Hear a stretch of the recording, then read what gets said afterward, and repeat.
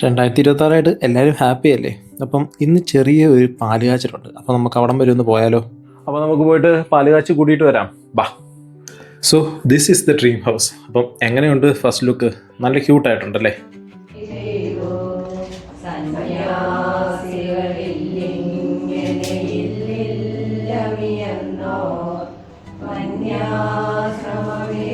അങ്ങനെ പാല് കാച്ചി കഴിഞ്ഞപ്പോൾ നമ്മൾ ഇച്ചിരി പാല് കുടിക്കണമല്ലോ. എനിക്ക് സത്യം പറഞ്ഞാൽ വല്ല ബ്രൂ ഒക്കെയാണ് ഇഷ്ടം.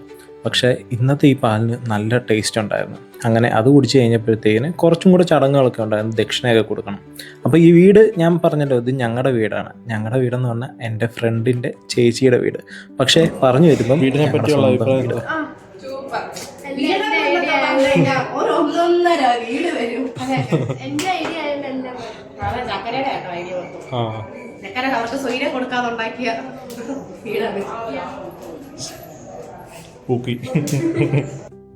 അപ്പോൾ ദേ ഈ നിൽക്കുന്നതാണ് നമ്മുടെ കഥാനായകൻ, നിൽക്കുന്നതാണ് നമ്മുടെ കഥാനായിക, അതായത് ഈ വീടിൻ്റെ ഓണേഴ്സ്. അപ്പോൾ പുറകെ നിൽക്കുന്നതാണ് ഞാൻ പറഞ്ഞ ഫ്രണ്ട്സ്. അങ്ങനെ നമുക്ക് വീടിനകത്തോട്ടൊന്ന് പോകാം. എനിക്ക് ഈ വീടിൻ്റെ ഏറ്റവും ഇഷ്ടപ്പെട്ട ഏരിയ ഇവിടെ ആണ് കേട്ടോ. ആ ലൈറ്റും അത് കഴിഞ്ഞിട്ട് ഈ സ്റ്റെയർ ഇറങ്ങി വരുന്ന ഇവിടെ നിന്നുള്ളൊരു വ്യൂ ഉണ്ട്. അത് നല്ല അടിപൊളിയാണ്. എനിക്ക് ഭയങ്കരമായിട്ട് ഇഷ്ടപ്പെട്ടു. അങ്ങനെ പരിപാടിയെല്ലാം കഴിഞ്ഞ് ഞങ്ങൾ മെയിനായിട്ടുള്ള പരിപാടിയിലേക്കാണ്, അതായത് ഫുഡ് അടി. അങ്ങനെ ഫുഡ് അടിച്ച് ഞാൻ തിരിച്ചു വന്നപ്പോൾ ഇവിടെ കണ്ട കാഴ്ച എന്ന് പറയുന്നത് നൈറ്റ് പരിപാടിക്ക് വേണ്ടിയിട്ടുള്ള ഡാൻസ് റിഹേഴ്സലാണ്.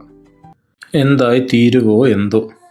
മയിലാട്ടോ പത്രിക, പുലിയാട്ടോ പത്രിക, ഇതെന്നാട്ടോ? ഇത് മാർഗം കളി. മാർഗം കളിയാ?